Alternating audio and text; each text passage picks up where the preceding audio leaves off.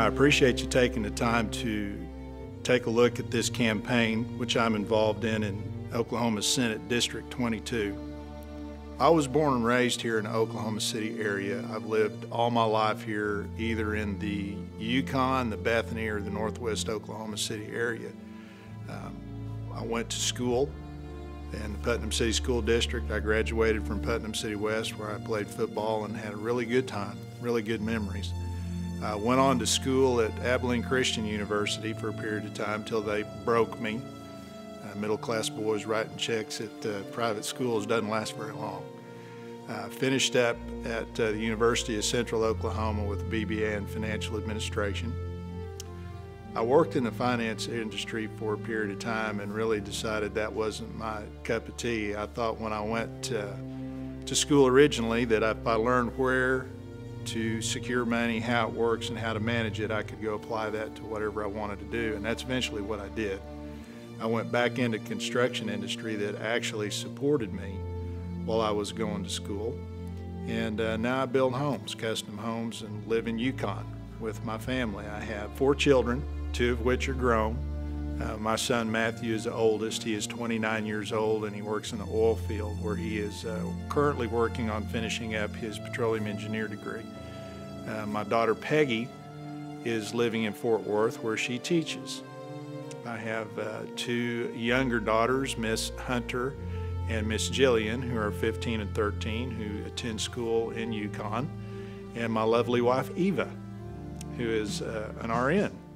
I'm also very active within the Canadian County Republican Party, where I currently serve as an executive committee member. I'm also the committee member to the 3rd Congressional District and have sat on the Rules Committee at both the county and state level. The reason that I have chosen to run is more reason out of need than desire. I see a need for lines to be drawn. I see an issue that is very pressing to us right now, which is the loss of our liberties. We have a federal government that is basically conducting itself and its business like a spoiled child. That child is continually pushing, trying to see what it can get by with, seeing what kind of ground it can claim. And the states are going to have to put themselves in a position to push back against the federal government. We have a Constitution that's in place.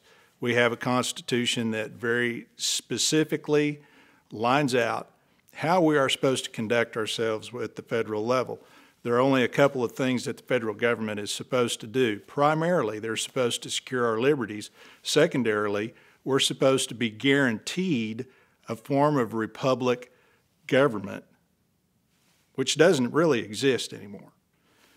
For most practical purposes, the foundation of our Bill of Rights is being chipped away at.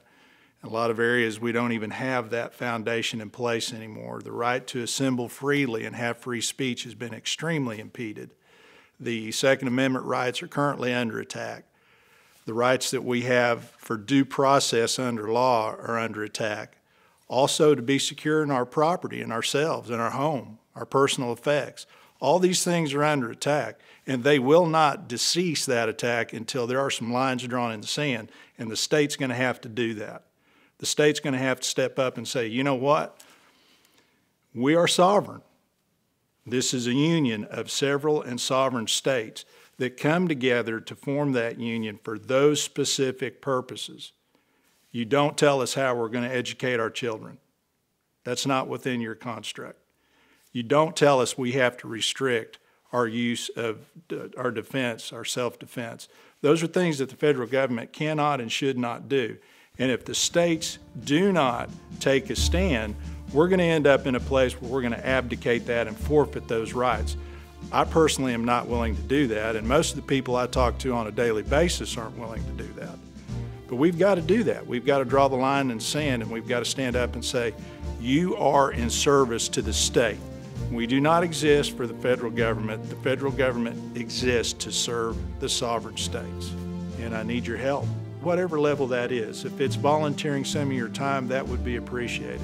If it's making a phone call, if it's setting a sign, if it's financial support, all of those things are needed, and all of those things will help to further your cause. And I need you to get involved, and I need your help. And I want you to be there on June the 24th to vote in the primary. Thank you very much.